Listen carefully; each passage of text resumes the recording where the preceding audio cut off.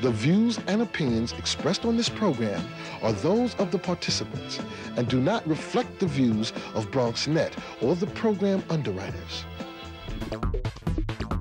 BronxNet. Your voice, your views, your vision. Next on the Bronx Journal, painter Daniel Halpin, the organization Princess for a Lifetime, pediatrician Dr. Jorge Cornel, and Jason Jeremias from the Price of Silence Theater Club.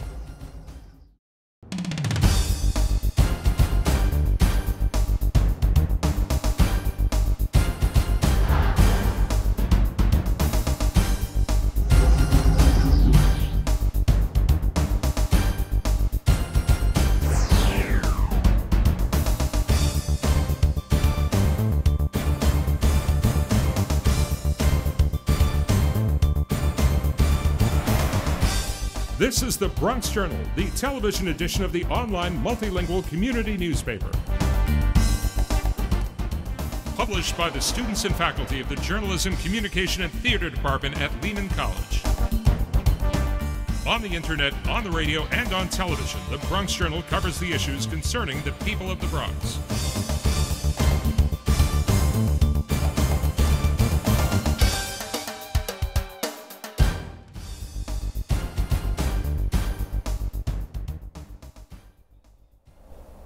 Welcome to the Bronx Journal. My name is Roberto Del Valle, and today we have Daniel Halpin, an American painter born and raised in the Bronx. His artwork has reached places like the White House and places closer to home, like exhibitions featured in the Bronx Museum of the Arts. You'll also find his work in public and private collections. He has painted all over the world, and today Daniel Halpin joins us to tell us more about himself and his artwork. Mr. Halpin, welcome to the show. Thank you, Roberto. Pleasure to be here. First questions first, how did you get started into painting? Well, the things that my young friends were into, like sports and competition, was not really my cup of tea. So I was, messing around with being creative, and happily my parents allowed me to, kind of be unusual in that way. And I had older siblings, one of which was doing art, so I had exposure to art, and it just seemed like a natural thing for me. Was it always painting? Was there more like a sketching first kind of thing, or was it just directly into? No, I didn't start painting till I was in my late teens.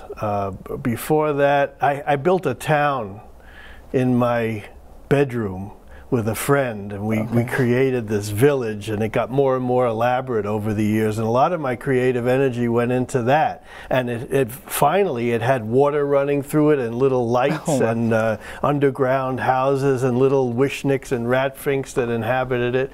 So in a way, the paintings that I create today are sort of a direct connection to also building, a scene that that I invite people to enter and to feel like they can relate to and connect with. Okay, so what is it exactly that inspires you to want to paint and want to create that scene for people? I don't know if I could answer that, but I mean, there's a great tradition of landscape painting that I feel like I'm a part of. Okay. And for whatever, maybe I had a natural ability to some extent to make things and to make a town, to make start to, put things on a two-dimensional surface. But the landscape that I'm most familiar with as an artist is the Bronx. So that's what, things naturally kind of led me into trying to tune into this unique world that we live in here. How long have you been painting? Well, so I've been painting since I was about 17, 18. Before that I did more work. I had phases. I did a lot of work with magic markers. I did work with oil pastels. I did work with paint on silk. Okay. I made these light boxes. I did all kinds of funny things before I graduated to oils, which is kind of I think is the the medium that has the most potential and the most possibilities, you know, and all the artwork that I most admire, I would say pretty much has been done in oil painting. Okay. Were you self-taught, or was it like, did you have a mentor? Was it school? Was it just you working at it? I was, yeah, me working at it. Okay. You know, I mean, I dropped out of high school after 1 year. I went to music and art. LaGuardia High was before it was known as LaGuardia, but then I went to India when I was 16. I hitchhiked across the country. I had a kind of an alternative trajectory to my life. But along the way, I was doing art, and I you know, have tried many things. I you know, eventually went for a year to the museum school in Boston and got some regular, you know, formal training in drawing and painting. But by then I was about 20 years old. And then a few years later, I finished my my bachelor's degree at the School of Visual Arts, where you know, it's not like, I mean, I was naive in thinking that art school would be like an academy.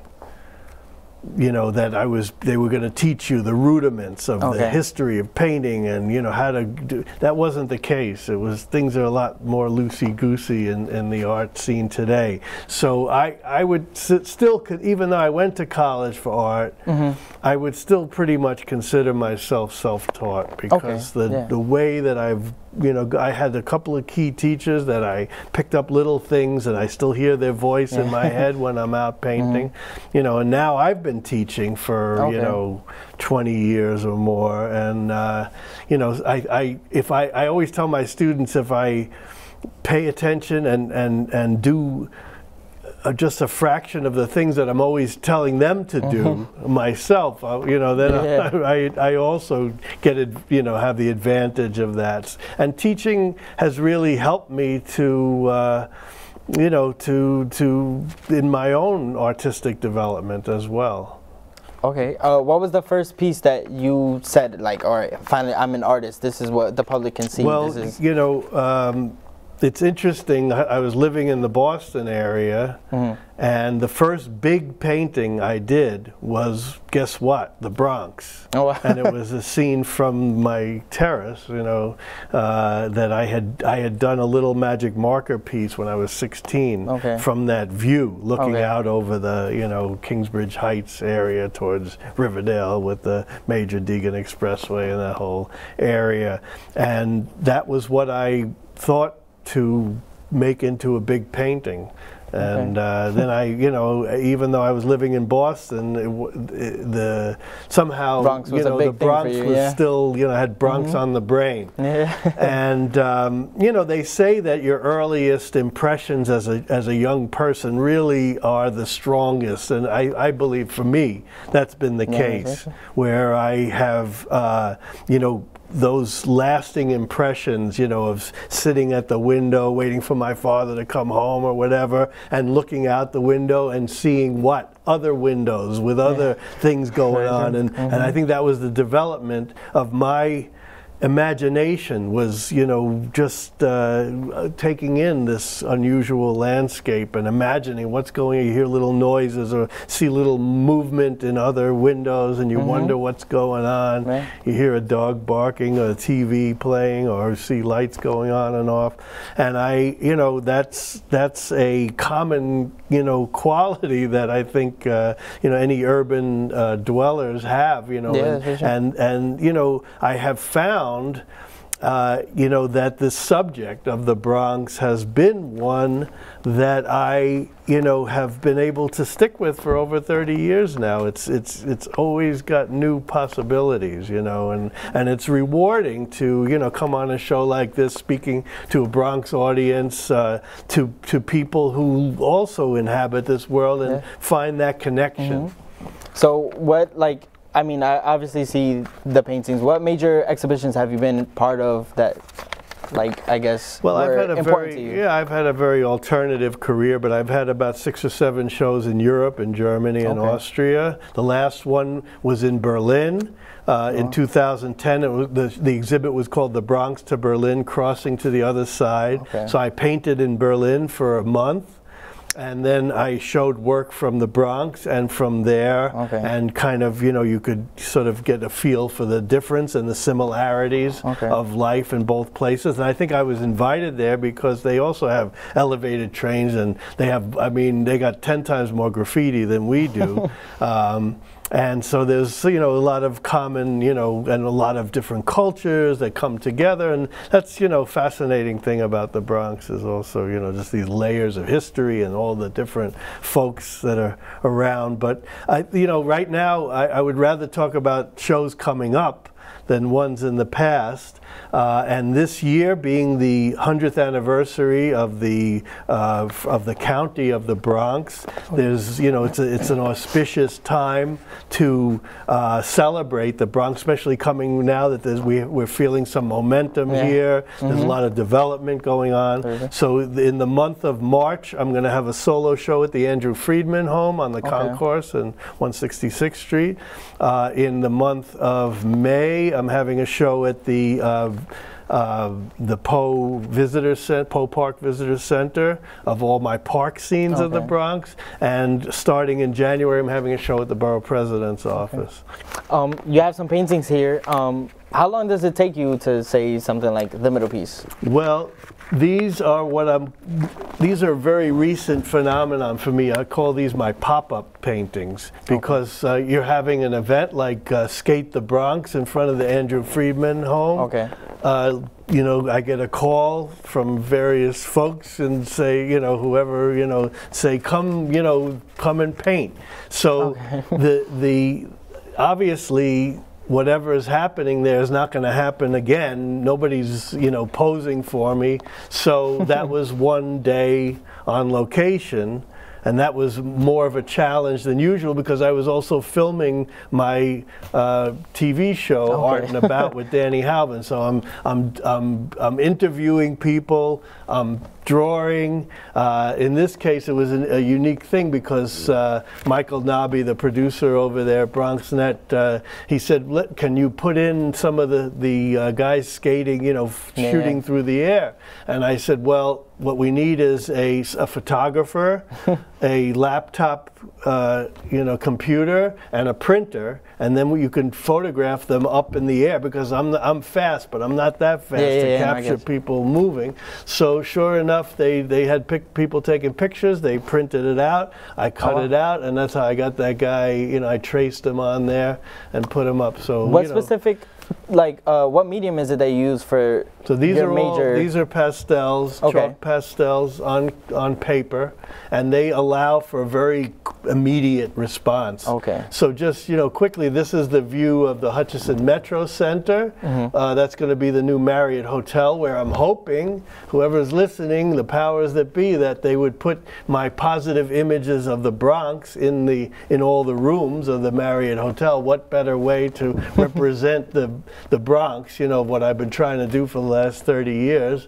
So I had the opportunity to go up there on the penthouse terrace and do that piece. So that was, you know, maybe 2 or 3 days on location. It's a little more elaborate. Is there something that you do, like complete silence, music out there? Oh, yeah, I have my little, you know, earbuds and listen to, you know, some music I always like. But when I'm out on the street, it's multitasking because, you know, people, it's amazing how many people in the Bronx seem to have time on their hands, you know, excuse me, to, you know, hang out with me and tell me their whole life story or whatever. So I like that. I like to hear people's stories. I like to, you know, engage with people, and somehow I think it all feeds into, so these are very spontaneous pieces. This here was the 60th anniversary of the Marble Hill housing development, so they invited me. So unfortunately, I got there early, so a place where I situated myself turned out to be downwind from all the barbecues. I came home smelling like a hamburger, but aside from that, you know, I captured the, you know, the movement and the life of the whole story. This was at the Riverdale River Fest up in College of Mount St. Vincent. This was the demo piece I did from my first episode of Art and About with Danny Halbin here on the campus of Lehman College, and this one was for the opening of the cricket fields at the Van Cortlandt Park fields, where they, you know, I got a call from the parks people, from Margot Perron, and she said, "Come down and paint." I'm like, I never know what I'm gonna, you know, come How in much touch with. do you think you've changed from, like, say, when you first started, when you were like out traveling, and then you like actually started like thinking seriously? How is it that you've changed? Like, were there any specific, like, how have you grown? I think like anything else that you have, you know, the more experience you have, hopefully, I mean, what I always, you know, felt and loved about art was that you can always grow, you know. It's not like, you know, if you're a ballet dancer, you get to a point where your body's not going to, you know, hold up anymore or whatever. But for art, I mean, as long as you can, you know, manage the, you know, having some control over the materials you're working with, it's something that can evolve over a whole lifetime. So, you know, I'm always pushing in different directions. I do these quick pieces, then I got other pieces I work on for 10 years, then I got giant pieces that I'm doing, you know, then I got commission work like the 22 pieces I recently finished for the new library at Bronx Community College. So, you know, you mix it up, and hopefully you get more confident and more, you know, better ideas. So I'm still going. Well, thank you, Daniel, for coming to the Bronx Journal. Where can we find your information? Like, say you have a website? Yeah, so my website is, my name is www.danielhalbin.com. And then also Facebook site. That's where I've been posting all of the, you know, documenting everything that's been going on, you know, with my career. And that's Daniel Halbin Art on Facebook. And then, of course, my TV show, you know, Art and About with Danny Halbin, which is shows several times a week on BronxNet. They air one episode a month. Okay. And any galleries that you have your work displayed at? So at the moment, no, but in those places that I mentioned, Andrew Friedman Home, the Poe Visitor Center. Also, if we have a second, I'm working on a project called the Bronx Artist Documentary Project, where we're engaging a whole load of wonderful, amazing Bronx documentary photographers to photograph Bronx artists in their studios all around the Bronx, and we're partnering with the Bronx Documentary Center on that. Well, thank you, and we'll be back with more of the Bronx Journal.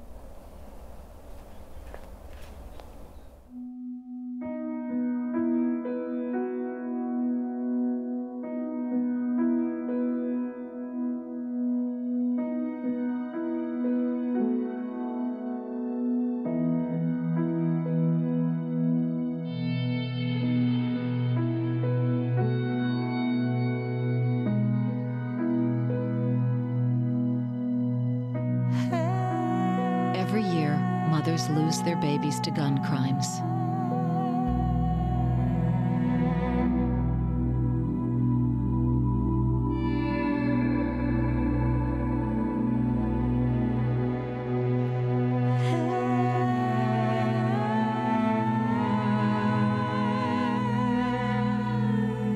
You'll always be your mother's baby. So before you commit a gun crime, think about who you'll leave behind. Gun crimes hit home. Welcome back to the Bronx Journal. I am Melissa Fernandez. Have you ever thought about making a difference by changing the lives of kids battling serious illness while in the hospital? How do you think you could help put a smile on the faces of kids with cancer and give some comfort to their family members? These are some of the goals of Princess for a Lifetime. Sometimes fun can be the best encouragement to get better. Here with us are the president of the organization, Tanisha Hendricks, and the vice president, Lisa Ballesteri. Welcome to the show. Thank you. Thank you. What is Princess for a Lifetime? Princess for a Lifetime is basically a non-for-profit that dedicates our service to children within the hospital battling illnesses. What is the mission of the organization? The mission of Princess for a Lifetime is to change what goes on within the hospital when the kids are lying in bed and suffering. We want to give the gift of joy and happiness.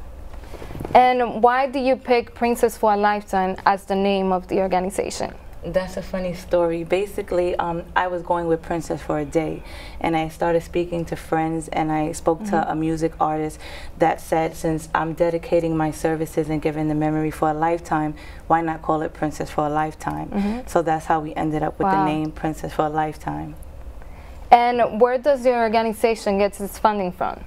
Well, at this moment, we don't get monetary funding. We're working on that, but we get a lot of in-kind donations. We have a partnership with KIDS, Global Charity, and we have other organizations like Frank B's on East Tremont that donates the costume, Kids Bay Boys and Girls Club that donates.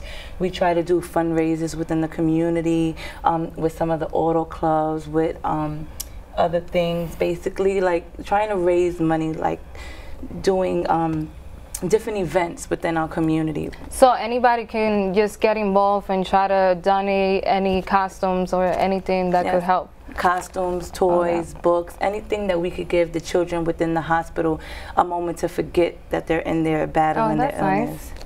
And how about you? Why do you get involved in this organization?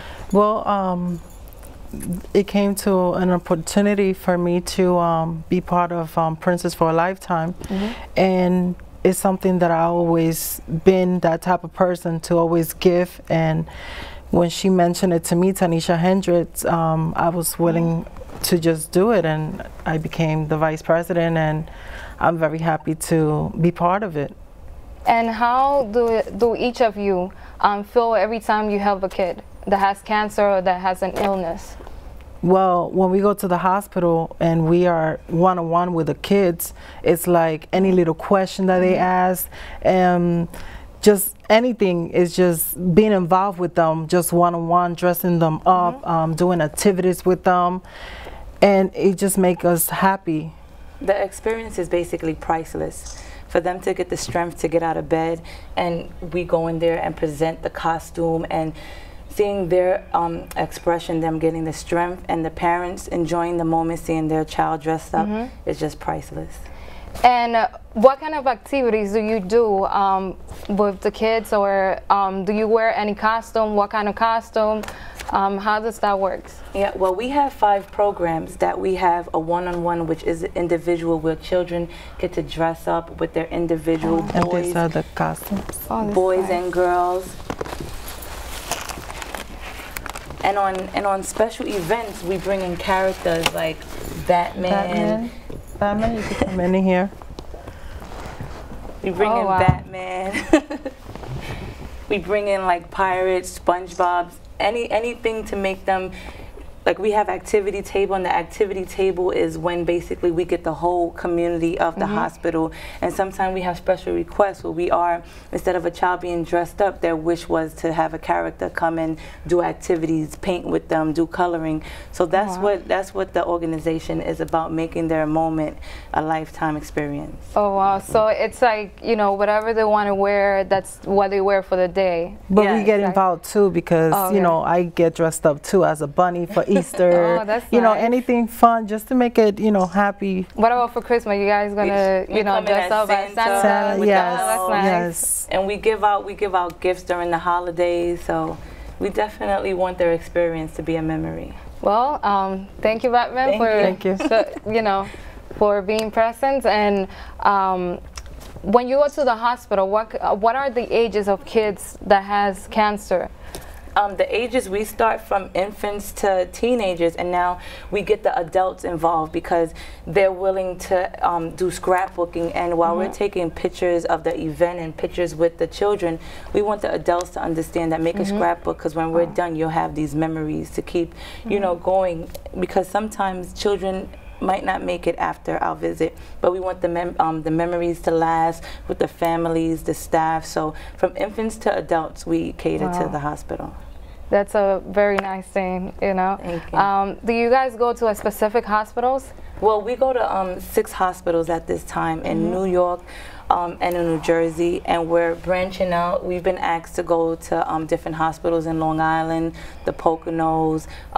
For example, Montefiore Hospital, Brookdale Hospital, St. Jude's Hospital. So we try to, you know, if we could get international, why not? You know, it's something that we love to do.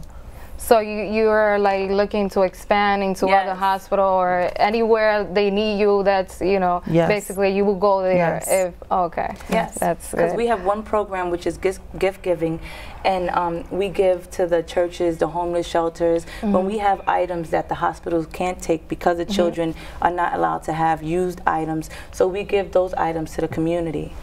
And you don't only help kids with cancer, but also kids that are in the hospital sick, right? Kids with any illness. If you have chronic asthma, sickle cell, AIDS, we cater to all children of all illnesses.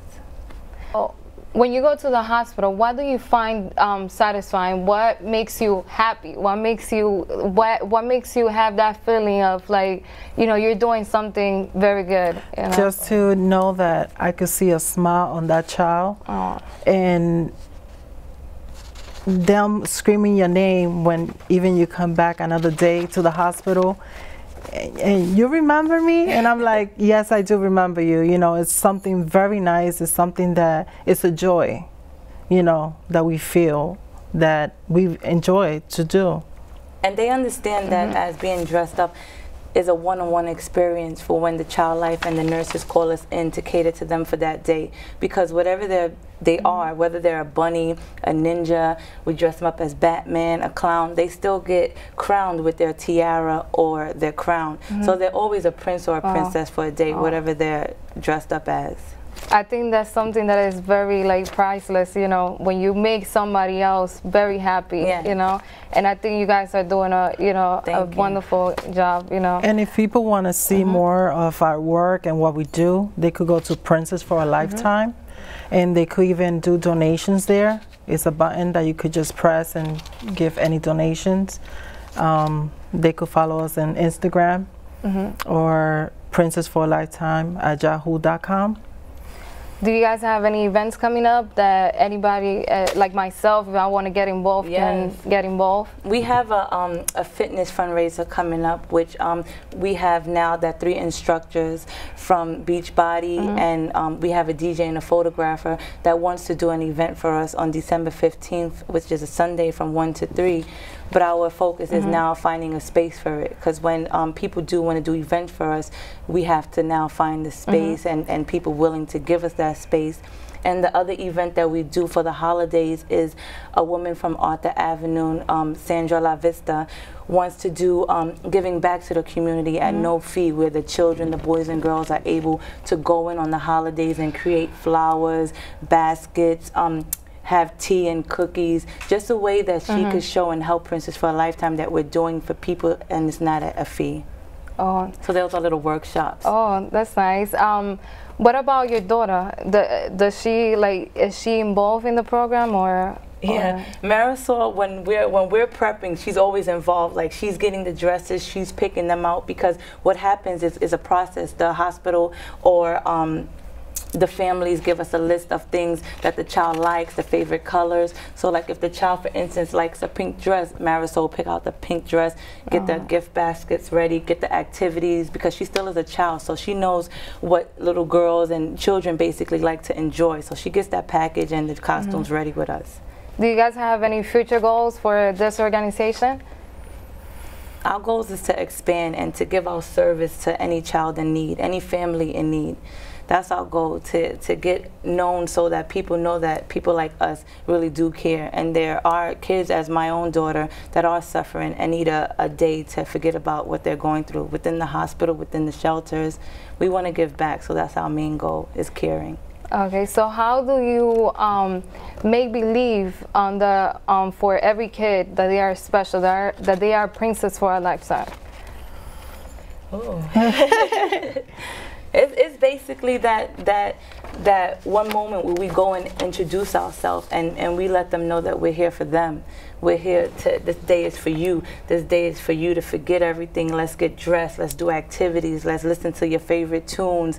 Let's get the staff involved. We get them dressed, put on their crown, and we do a tour with them. And that's when everybody comes out and says to them, it's your day. So the whole hospital comes out and waves to them like a princess, and it's dedicated to them that day. And is there anything you would like to add, or? Well, I just want to say that it's just a blessing that what we're doing, because we could see it on the child on that day, especially when we're there walking around the hallways and they know people are just looking at them. They just, you could see their smile and just being happy, you know, and having a memory for a lifetime. Okay, I think you already mentioned it, but how can viewers like me and other people could contact Princess for a Lifetime? And well, they could go on Facebook, Princess for a Lifetime. They could go on Instagram, or they could email at princessforalifetime@yahoo.com. And our website, which is princessforalifetime.org, and they could always click to get more involved with our volunteer application. Lending a hand is what we call the program. Is we always need volunteers. We always need people lending a hand. Even to write grants and stuff, you know, we need all type of people to come involved and get involved. Well, thank you for joining us. Thank you for having us. We'll be right back with more of the Bronx Journal. Thank you. Thank you. When I have an asthma attack, I feel scared. Sometimes my parents have to take me to the hospital. I feel like a fish with no water. You know how to react to their asthma attacks. Here's how to prevent them. Call 1-866-NO-ATTACKS. Visit www.noattacks.org or call your doctor. Because even one attack is one too many.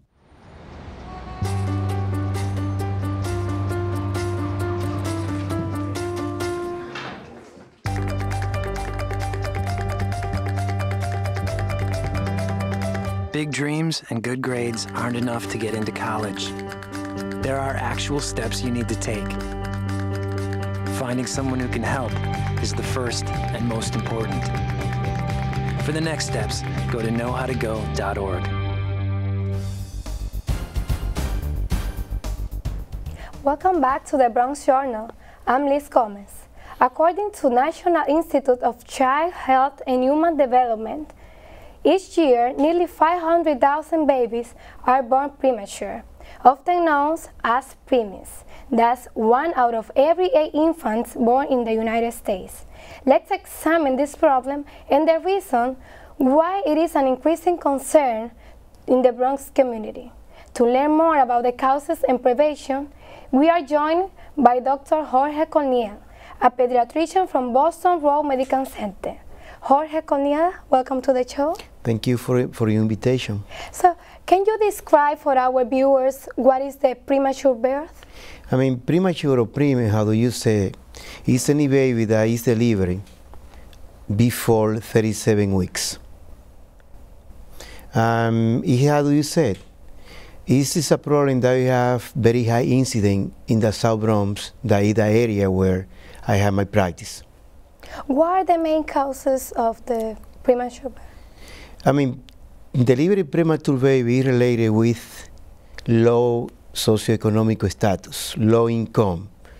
I mean, patients that have poor education, and it's related with so many more factors that we have in the South Bronx, that we have in the Bronx.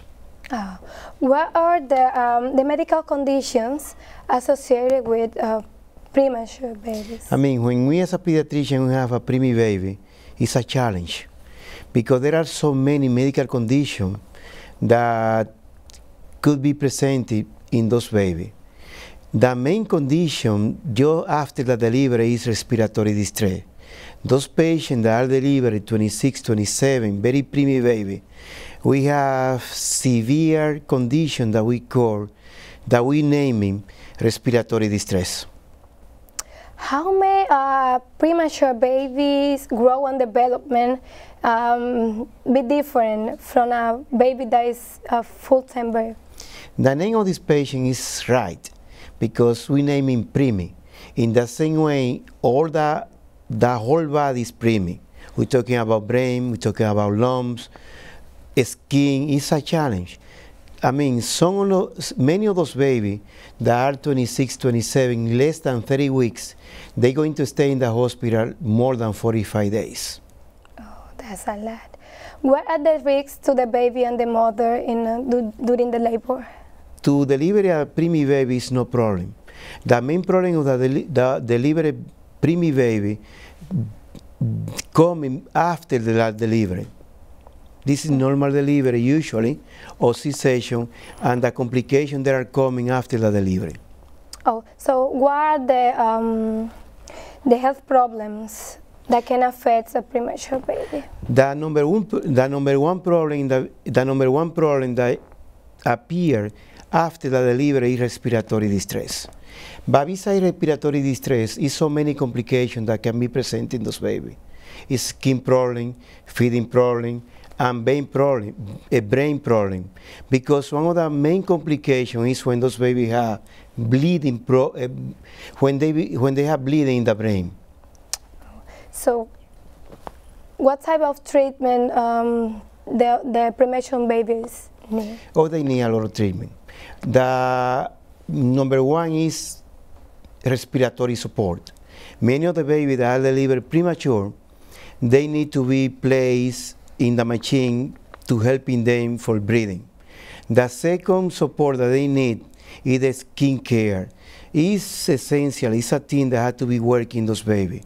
Another complication that they have is feeding. This is the baby, when they start feeding, they have IV solution, they have so many support, and the majority of the time, they need to be feeding through the vein that we call parenteral feeding. Are there any symptoms during the pregnancy that indicate a woman that may experience is gonna have a premature? No, essentially no. The most important thing is the risk factor that predispose to them. And one of the main problems the mother has, and there is so many factors together. And when they don't have prenatal care, those mothers that are smoking mother, those mothers that use drugs, and those mothers that have multiple pregnant. By example, if you are pregnant with multiple, you have 54% chance they have preemie baby. When it's single baby, you have 9.8, and you mentioned before. Oh, is there any way to prevent it? Education. Education means to prevent teenagers to get pregnant. Education means to start prenatal care as soon as you know that you are pregnant. Prevent infection, prevent no smoking, no alcohol, no drug using, because one of the main causes of premature baby is infection and when they use cocaine during the time that they are pregnant. So that affects the it's going to be a trigger for delivery preemie baby. What advice you get to the people? I mean, the main advice for those patients is don't get pregnant during the time that you are a teenager. If you are pregnant, go for prenatal care as soon as you find out that you are pregnant. Don't smoke, no alcohol, don't use drugs, get good alimentation during the time that you are pregnant. Oh, Doctor, are things such as asthma, stress, or alcohol use lead to the premature? It's no doubt. This is a group of factors that are going to predispose to the delivering preemie baby. And one factor that nobody can prevent is when the mother is pregnant with multiple babies. Okay. Have you had a bad experience with a premature birth that you want to talk about? Of course, yes. I was working in intensive care in NICU. I have so many preemie baby with 25, 26. Those babies, sometimes they are doing great. By minutes or in hours, they got so many complications. Sometimes you have very stable baby connected to the machine for breathing, and you find out the baby started having problem. You know, he started bleeding. Another very frequent complication that they have is infection. This is the reason when somebody going to touching those babies after they are delivered, they need to have care. They use special clothes and they have to wash the hands before touching the baby. The mother, doctors, nurse. But the most important factor in the cheaper medicine and the best medicine is prevention. This is the reason that to educate teenager, to educate baby, to educate mother during the time of pregnancy or before to get pregnant is very important, because the cheaper medicine and the better medicine is prevention. Well, that's good to know that. So what is the earliest a child can be born with a chance of survive? Now we are getting better. Now sometimes baby delivery 24 weeks they survive. But a preemie you have more chance to have more severe complication. How much does the risk decline month by month? There is no reason, there is no relation between month by month. The only way that you can decrease the preemie baby is to prevent the factor that predispose to them. This means educate mother to go to prenatal care early they find out that they are pregnant. To prevent or use to prevent smoking, alcohol, to prevent those factors that predispose to deliver preemie baby. Okay, how often the premature babies need a special care? Always. A preemie they are, they need more care. By example, if you have a baby that they are delivered 35 weeks, probably this baby going to stay in the hospital one week or 2 weeks, because sometimes this baby stay in the hospital due to growth, maybe 8 ounces. But those babies that are delivered 25 weeks, 26, they go to stay in the hospital 45, 50 days. Oh my God, that's too much. So doctor, there is anything else that you want to add? Well, the most important thing is prevention, how I said before. Getting education. And the main problem in the South Bronx that we are practicing in the place, probably the pool place area in New York. And this is the reason the incidence of preemie baby is higher in South Bronx. Oh. And the key here is education, prevention. Okay, doctor, if there is a pregnant woman that wants to know about it or want more information, how they can reach you? Oh, they can call to my number, they can call to my office, 718-617-2500, extension 1110. Where is the office located? We are located 1262 Boston Road, and the easy location is 169 Boston Road. Oh, thank you, doctor, for coming, and we'll be back with more of the Bronx Journal. Thank you for inviting me. Hey, how's it going? Sir, are you okay? What? Oh, this? It's probably nothing. I'm sure it'll go away. Go away? But, sir, that can't be good. No, it's cool, really. Do you want a napkin or something? Everything's fine. Thanks. You wouldn't ignore this. So why ignore the signs of a stroke? At the first warning signs, call 911 immediately, because time lost is brain lost. 先生你好，歡迎光臨，等等先。唔該晒。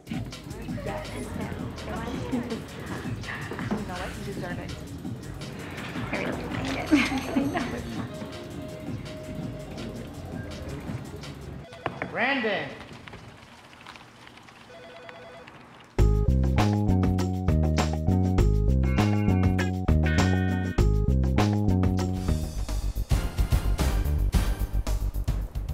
Welcome back to the Bronx Journal. I'm Lilia Yudina.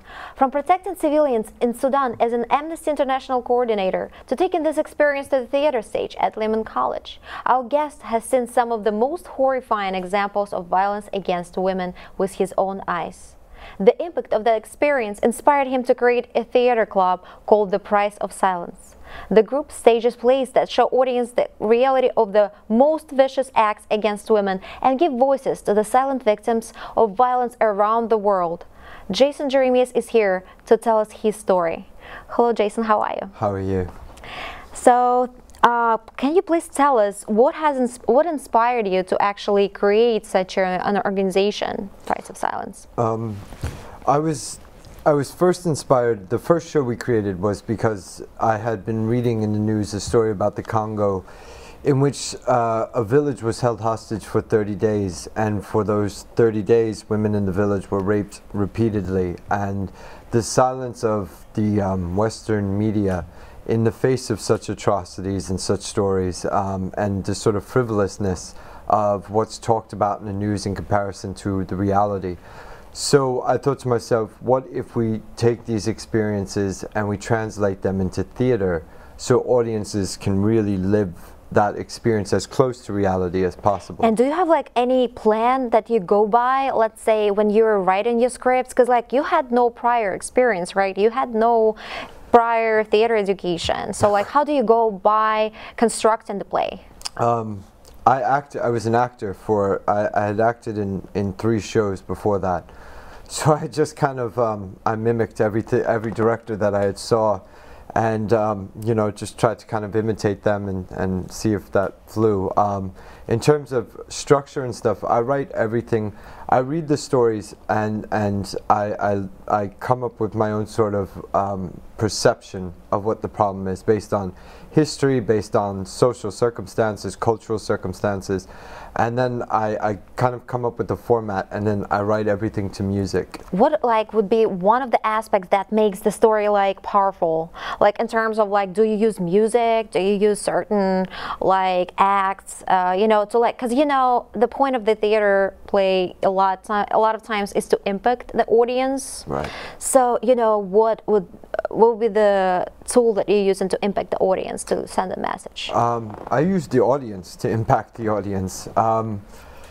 When we write the shows, we use every form of theatrical medium, performing arts mediums that we can. We use live music, we use dance and choreography, and we use just traditional drama theater. But the main thing is to drag the audience into the production, to make them a part of it, and then to implicate their silence in the production, which mirrors sort of the silence of the greater society in the face of things like human trafficking, in the face of rape culture or domestic violence. And then, you know, for them to feel sort of implicated in that, and then so they leave wanting to make a difference because they've experienced it now. You know, it's not something foreign to them. Mm-hmm. So. And another question, can you tell us like any particular stories, you know, that impacted you a lot?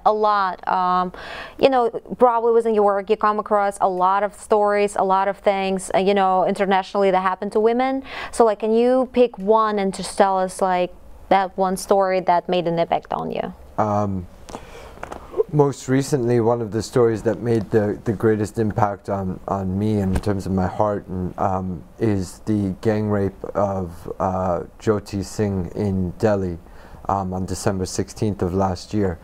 I feel the brutality of that particular, I mean, rape is pervasive and it happens transnationally, beyond borders. There's no country that doesn't have a rape problem. I felt that that particular rape, although there is also gang rapes that happen around the world and so on and so forth, but that particular one I felt was a rally call to the world in which people woke up and they were took to the streets of India, and you know, and there's groups that I work with now in India, in Delhi, who organized a lot of the protests, who are protesting still every day. And so that particular case, the brutality of it, you know, the fact that this was a girl who tomorrow, what would have been her plans had she not been on that bus and dragged off, and if she hadn't died, what was her potential to us, to the world, to Delhi, to India, to humanity? and that's a dream that will never come true. And can you please tell us about your collaboration with Lehman College? Like, how does Lehman College help you? You know. My collaboration, what I tried to do with Lehman College, and what I tried to, this goes beyond the normal sort of theatrical work is speaking on experience. You go to see plays on Broadway and so on and so forth, and you see very little people of color. You go to Broadway, West Side Story is a play about Hispanics versus whites, and there's whites playing both sides. It doesn't make very much sense. In the stories we're telling about domestic violence and rape culture and human trafficking and whatever the numerous other problems are out there, these are problems that affect everybody across the world, and we need their voices to be humanized. And so what I do a lot of times is I'll take a voice of a woman who's been through something in, say, Iran, right? Which America has a big, like, oh, it's Iran. And when I bring that to life on stage, and the audience participates in it and they feel it, then it's no longer an Iranian woman, it's just a woman. And then everybody starts to identify with the experience. And because there's such rich diversity at Lehman, and rich diversity amongst Lehman actors, culturally, socially, to get them into these roles and get them to participate in theater with the enormous amount of talent that is here at Lehman, I think is a blessing. Have you participated in any fundraisings, for your organization or any other organization that helps to fight violence against women? We've raised funds for other organizations. No organizations have raised funds for us. When this started in 2010 with the first show, and then I went back to being an actor and kept working. Later on, I decided after the Delhi gang rape that this was what I want to do. I see why this is necessary. So up until this point, we had donated every penny made above our profit, into other organizations, Women for Women International, so on and so forth. So I remember you told me that you managed to raise like several $1,000s. Yeah. Can you tell us more about? Our first show we were allocated, I think, a budget of $2,000, and we raised $20,000. That's impressive, $20,000. Yeah. And it was my first time as a director. There were so many mistakes I had made, monetarily and directing-wise, and it just pulled together at the end with the relentlessness of me as a director, and the heart and artistic vision of my actors and choreographers and the other people I worked with. Nandini Didnath, who was a big help to me at the time, choreographer of a lot of different pieces in it, so we were able to pull it together, and I think we really touched a lot of people. And what are some of the current projects that you're working on currently right now? Any plays or any organizations here involved with? Yeah, we're going to bring a show here to Lehman in late April of this year, another show. We're going to bring in that show some of the other organizations that we work with throughout the world, in Delhi, in Mumbai, and in actually Iran, other places, and so we're going to bring that to life here at Lehman. We work with other organizations, and playwrights and theater companies ask us to come do work with them. And the other thing is organizing what we see as being a mission for ending violence against women in the 21st century, which is to, one, supplant a culture of rape and a culture of violence and objectification of women, and make it into a new culture, one that is filled with equality, justice, and liberty for all women to participate in society. And there's other aspects of how we're going to do that, developing immediate mobilization teams when things happen in the news or things happen to women. So these are some of our long-term goals. Got it. And do you have any role models in your life, somebody specifically who kind of would be like a role model in this sphere of like fighting violence against women? I don't look to a lot of the other, leaders in the past and stuff like that. I think one of the big ones actually for me was Malcolm X. I think. Why is that? Very interesting. I think because the evolution of his thinking, I think that was something I could identify with. You know. How old are you, by the way? I'm 24. 24 years old, and you managed to create a theater club, and you've managed to go abroad and fight for women's rights and travel so much. I feel like that's a big accomplishment. Any plans for the future?